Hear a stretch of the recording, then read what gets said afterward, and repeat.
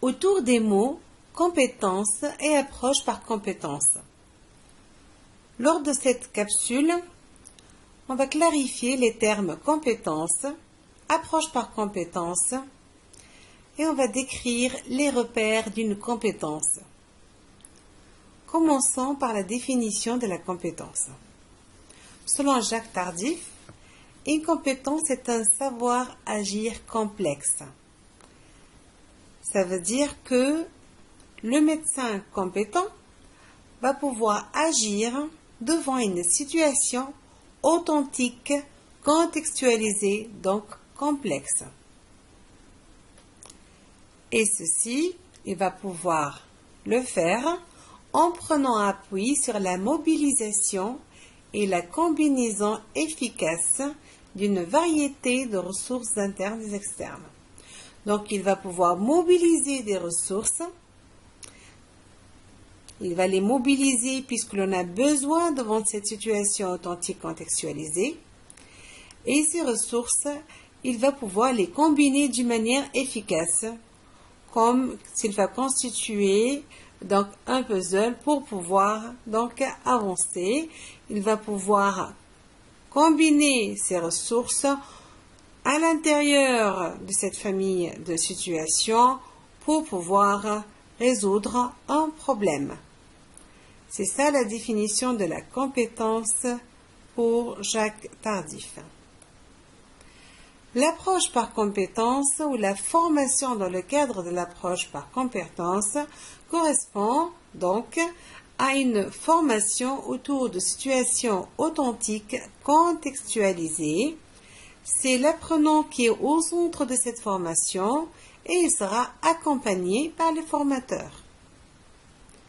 Tout au long de cette formation, il va pouvoir évoluer vers les attendus d'une formation.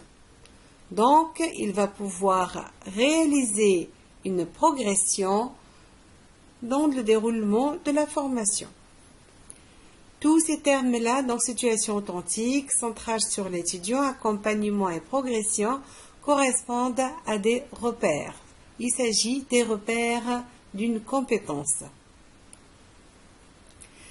Concernant cette progression, donc, à partir d'un prérequis, il y aura un déroulement de la formation dans le temps avec un enchaînement donc des activités pédagogiques et une progression pour pouvoir accéder donc à l'attendu de la formation.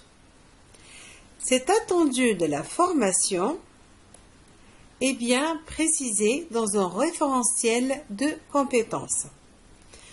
Donc, cet apprenant à partir d'un prérequis, il va pouvoir acquérir des compétences qui sont bien définies dans le référentiel des compétences.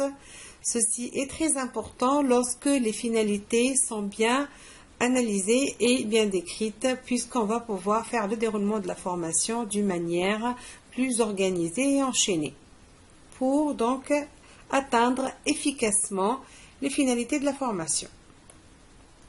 Ce référentiel de compétences, donc, comme on l'a dit, correspond aux attendus d'une formation et il correspond donc à un sommet parmi les 3 sommets d'un triangle dans lequel donc on va avoir le référentiel de ces compétences pour pouvoir faire cette formation et l'autre sommet qui est aussi très important correspond aux évaluations puisque à partir d'un prérequis on aura une progression donc dans le temps et on va pouvoir atteindre efficacement les finalités de la formation.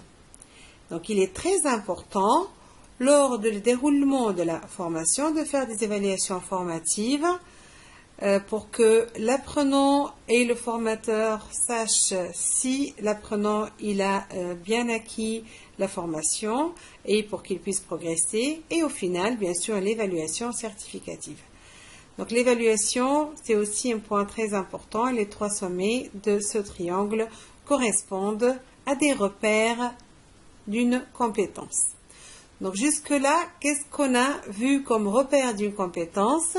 Le centrage sur l'apprenant qui sera accompagné dans sa formation qui va donc se focaliser sur des situations authentiques contextualisées, et c'est grâce à ça qu'il va pouvoir progresser dans sa formation dans le temps pour donc arriver aux attendus de la formation qui sont bien décrits dans le référentiel de sa compétence.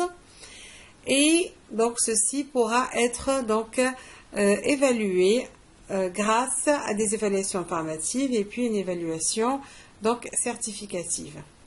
Donc ces points correspondent donc aux repères d'une compétence, et on a déjà donc insisté sur le fait que l'évaluation est un point important pour l'apprenant et pour le formateur. Et qui dit évaluation dit aussi auto-évaluation.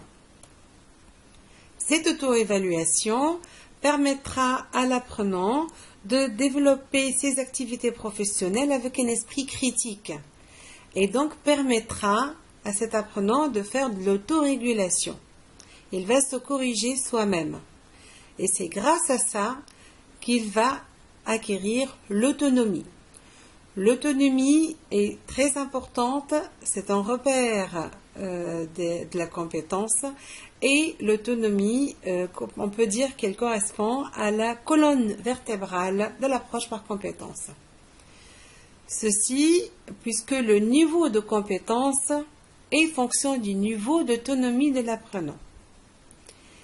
Et là, il s'agit d'éléments très importants, l'auto-évaluation, l'autonomie, et puisque c'est très important, c'est donc indiqué d'évaluer cette auto-évaluation. Notre apprenant, il fait de l'auto-évaluation pour devenir autonome, mais est-ce qu'il est en train de bien faire cette auto-évaluation?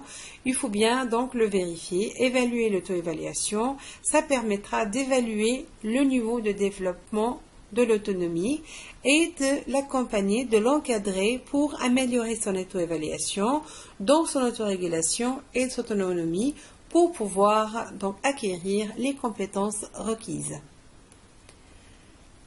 Donc jusque-là, qu'est-ce qu'on a vu comme repère d'une compétence? Donc il s'agit d'une formation centrée sur l'apprenant qui sera accompagnée par son formateur autour de situations authentiques contextualisées. Ceci lui permettra de progresser dans le temps, dans le cadre donc, du déroulement de cette formation, pour pouvoir acquérir des compétences qui sont bien décrites dans le référentiel de compétences. Et grâce à l'évaluation et à l'auto-évaluation, il va pouvoir donc avancer, progresser, vérifier qu'il est dans le droit chemin pour accéder à l'acquisition des compétences. Et donc donc cette auto-évaluation qui correspond pédagogiquement au terme donc pratique réflexive, c'est que il va pouvoir revivre chaque situation authentique vécue avec donc un regard extérieur, avec une distanciation pour se voir soi-même lors de cette situation en train d'agir, qu'est-ce qu'il est en train, donc qu'est-ce qu'il a dit, qu'il n'a pas dit, qu'est-ce qu'il a fait, qu'est-ce qu'il n'a pas fait. Donc il va pouvoir donc avoir une démarche réflexive et un regard critique sur sa propre conduite, sur ses actions et ses pensées lors de cette situation authentique. Et ceci donc permettra à l'apprenant d'intégrer cette expérience, ce vécu, et de pouvoir s'améliorer. Pour vous étendre plus dans la pratique réflexive, je vous invite à visualiser l'enregistrement et vous pouvez donc accéder à cet enregistrement en tapant l'IRL indiqué dans la diapositive. Donc cette auto-évaluation permettra d'avoir une régulation et donc une autonomie qui, comme on l'a dit, donc est un repère très important dans le cadre de l'approche par compétences. Donc au final, il ne me restera que de conclure pour insister sur le fait que le développement de l'activité professionnelle doit se faire d'une manière que cette formation doit être centrée sur l'apprenant. C'est l'apprenant qui est l'acteur de sa propre formation. Il va construire ses propres connaissances et il faudra qu'il développe correctement un esprit critique et une démarche réflexive, et c'est cette pratique réflexive qui va lui permettre d'acquérir l'autonomie et donc les compétences requises. Merci pour votre écoute.